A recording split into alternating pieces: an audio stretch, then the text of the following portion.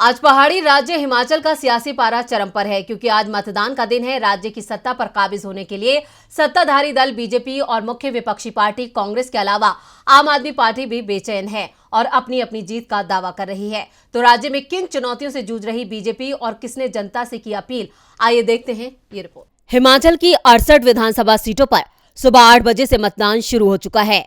हिमाचल विधानसभा चुनाव के लिए हो रहे मतदान में जनता बढ़ चढ़कर हिस्सा ले रही है। सुबह से ही भारी संख्या में लोग पोलिंग बूथ पर पहुंच रहे हैं। पहाड़ी राज्य हिमाचल में शाम 5 बजे तक मतदान होगा, जिसके बाद सभी 412 प्रत्याशियों की किस्मत ईवीएम में कैद हो जाएगी और फिर इंतजार रहेगा 8 दिसंबर का, जिस दिन नतीजे आएंगे।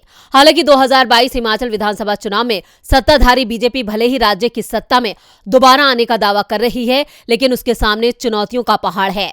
जहां एक तरफ राज्य की मुख्य विपक्षी पार्टी कांग्रेस बीजेपी को कांटे की टक्कर दे रही है, तो वहीं हर 5 साल में सत्ता परिवर्तन का रिवाज भी बीजेपी के लिए सबसे बड़ी चुनौती बना हुआ है, क्योंकि राज्य का सियासी रिवाज कांग्रेस की जीत की उम्मीद बढ़ा रहा है। इसके अलावा बीजेपी अंदरूनी कलह से भी राज्य में जूझ रही है, क्योंकि 68 सीटों वाले राज्य की करीब 21 सीटों पर बीजेपी के अपने ही उसके खिलाफ चुनावी मैदान में उतर गए हैं, जो टिकट न मिलने से बीजेपी से नाराज हो गए हैं।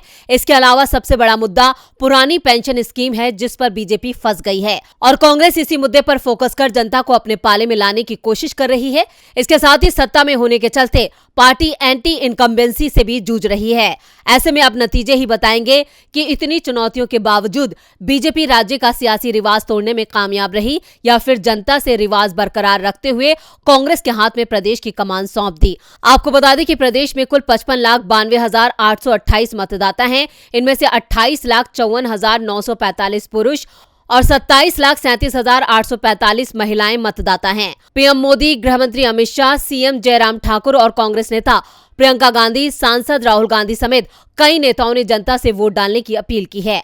डीबी लाइव की रिपोर्ट।